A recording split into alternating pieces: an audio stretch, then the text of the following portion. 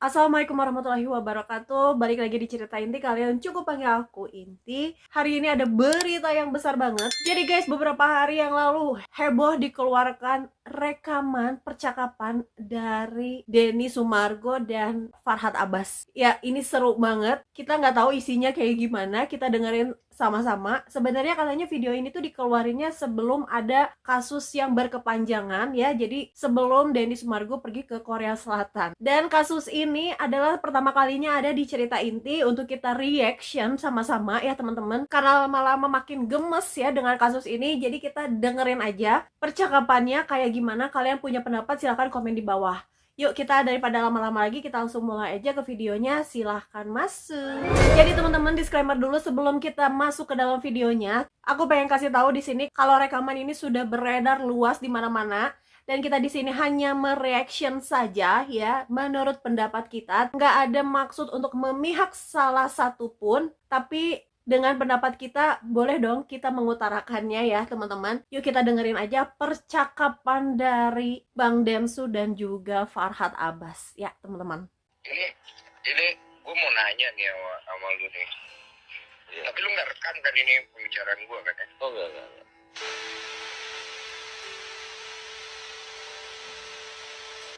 Tapi gue nggak ada videonya. Kamu nemu aja. Ada videonya tuh? Iya baru lihat lagi. Aduh. Gue tuh sebenarnya dulu agak curiga sebenarnya. Cuma kan gue nggak mau berburuk sangka ya. Aku ada hasil investigasi tapi bentuk ini ya, bentuk wawancara teman ya dengan orang-orang yang kita wawancarai, nanti sebagai bahan masukan aja. Kalau Mas ini mau kita kasih, tapi untuk tidak untuk disebar dan tidak diperkenalkan orang lain saya kasih. Untuk lebih mengetahui karakter orangnya kan. Karena kita ini kan mau perang nih. Kalau perang ini kita harus tahu arahnya. Oh sana gitu, nggak bisa itu. Iya, ini Jadi sebelum mulai percakapan, Bang Densu itu sempat bilang 2 kali ya, ini nggak direkam kan? Ini nggak direkam kan? Dia memastikan kalau percakapan ini tuh nggak direkam ya. Sayang sekali ternyata hari ini, kalau si rekaman Bang Densu sama Farhad Abbas ini ternyata tersebar ya guys ya. Dan pembahasan di dalamnya kita dengerin bareng-bareng ini mau ngomongin apa. mediasi gue nggak berhasil aja di anjing nih. Kenapa dia nggak mau ya? Ya, maaf ini ya para dia, gue maaf ya, dia agak, ya pasti feeling gue dia agak baper sih sama lu juga. Dan dia juga agak kecewa dan baper juga sama Agus menurut gue ya. Kan saya itu nggak mau kan waktu pertama ya oke lah saya mau, tapi saya pikir-pikir lihat dari nadanya Mas Denny kan, saya pikir ngapain saya maksa motor, kan saya nggak penting bagi saya itu ya kan, betul Mas? Benar itu benar. Gue masih melihat itikat baik lu di situ ada. Gue apresiasi banget. Makanya gue coba banget untuk mempertemukan dua belah pihak ini. Cuman sayangnya gue berhasil di situ. Gue agak sedih sih karena biar cepet kelar juga kan ya. Itu wawancara dia bilang 3 hari donasi sisanya buat ODGJ itu kapan ya? Itu wawancara udah sebelum kemarin gue ngobrol sama dia. Itu berarti sebenarnya gini ya, kalau Agus cuma 3 hari sisanya bebas, sisanya dibebas sama aja kan begitu, betul nggak Mas? Iya, itu dia agak sulit jawab. Sengaja gue masukin tuh buat bahan lo. Terus kedua itu Bang Densu di sini bilang sengaja masukin buat bahan lu. Buat bahan apa, Bang? Buat bahan yang biar diramein gitu, Bang. Nggak nyangka sih Bang Densu. Aduh, Bang Densu mah gimana sih? Kita lanjut ya, guys. ada sih saya itu ya, kami itu kan pembicaraan dengan asisten bekas orang dekatnya semua, tahu semua dalamnya luar semua. Iya sih. Makanya cuman saya bilang kita mau kejar dia punya auditnya itu mulai dari dia buka YouTube sampai pertama donasi Gunung Semeru itu kan ada 3 rekening, itu pun yang didapat tuh 128 juta tapi yang diserahkan cuma 10 juta. ini gue mau nanya nih sama lu nih.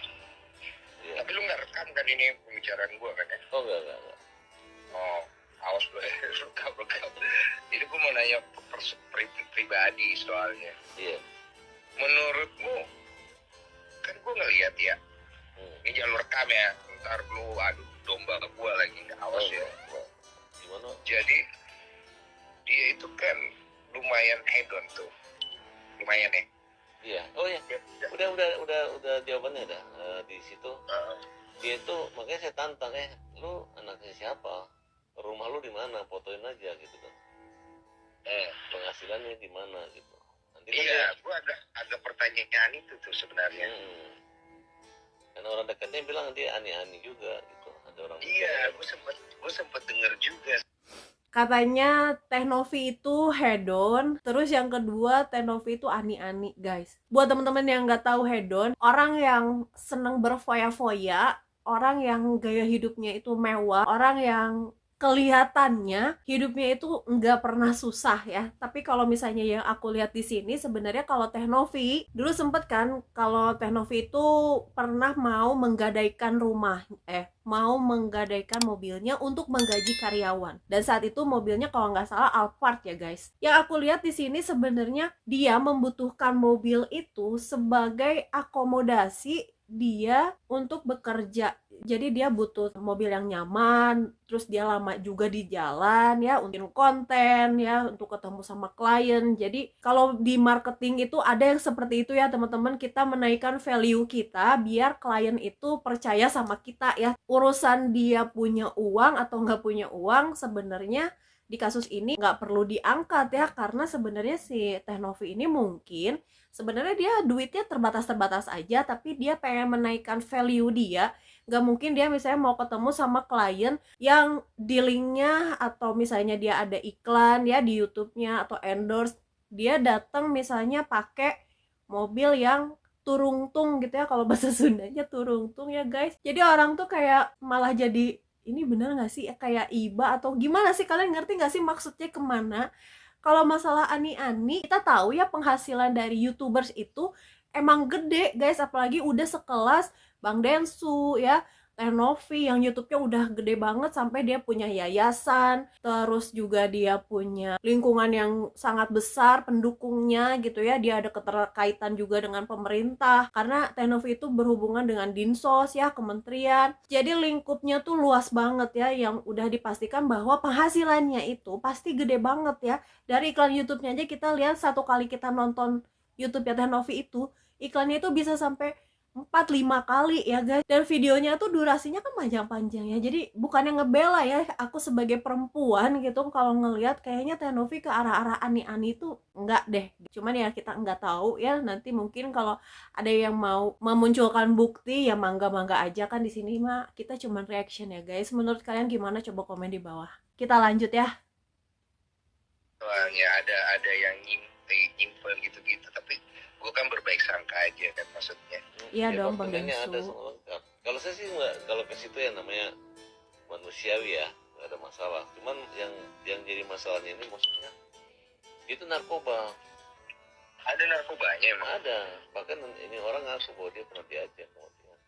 Serius lu? Iya. Sekarang gini lah, orang kalau ini pengalaman gue ketemu orang.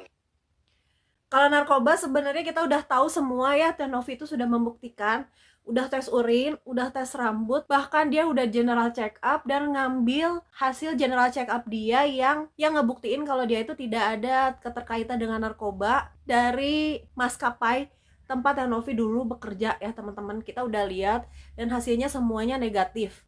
Bang Farhad, ini udah nggak ada katanya Bang. Ya kita lanjut lagi, apa isi dari percakapannya. Indonesia ya. Ini pengalaman aku sebagai lawyer ya. Itu kalau udah bertemu dengan saya tuh mas, lebih bagus deh cari damai deh, nggak usah ribut sama aku. Iya, karena aku tuh orangnya mas, kalau melawan aku tuh cukup bilang wah Farhad baik, Farhad hebat, kalah saya mas. Ya kan, betul nggak? Kan aku pikir iya, kalau gue jadi Novi sih, gue mah nyantai-nyantai aja udah lah. Iya. Sini yuk ketemu yuk, beresin lo. apa sih gini. Nah, sekarang saya lihat videonya lagi, dia bilang Agus menyerahkan, dia seolah-olah dia dibagi, enggak lah, memang dari rekam jejaknya digitalnya bahwa Maksudnya dia gimana? kan ada di video, dia bilang Video di mana? ada, nanti saya kirim videonya. Dia bilang, saya nggak memaksa, Agus menyerahkan secara sukarela, ada rekamannya katanya. Iya, yang uang 1 miliar itu kan. Iya, tapi tidak, tapi awalnya lain, awalnya hanya mengecek mutasi, tapi tiba-tibanya kesananya namanya orang buta ditransfer, tapi ada WA-WA-nya, wawancara makan dinsos, saya ini lengkap kan yang saya kirim ke Mas itu, percakapan itu. Tapi tanda tangan Agus kan. Cep jempol. Ini orang udah malu Mas, udah dilaporin ke Densos. Jempol. Ya tapi kan dia Berarti malu. ada bentuk intimidasi. Tapi intimidasinya ini enggak intimidasi yang artinya itu boleh gitu loh dilakukan, melaporkan dia kalau misalnya dia tidak Kami sudah gelar di Polda memang tinggal hanya butuh apa? Hanya butuh somasi dia balikin. Kalau dia nggak balikin udah terlapor dia. bisa masuk sampai tersangka. Oh, pasti. Lu pastinya berapa persen? 1000%.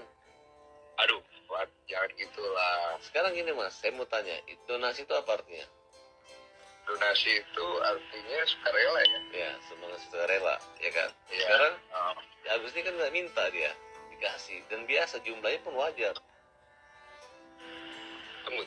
Lu kalau konteksnya nggak minta, di podcast gua yang pertama itu ada meminta bantuan ya?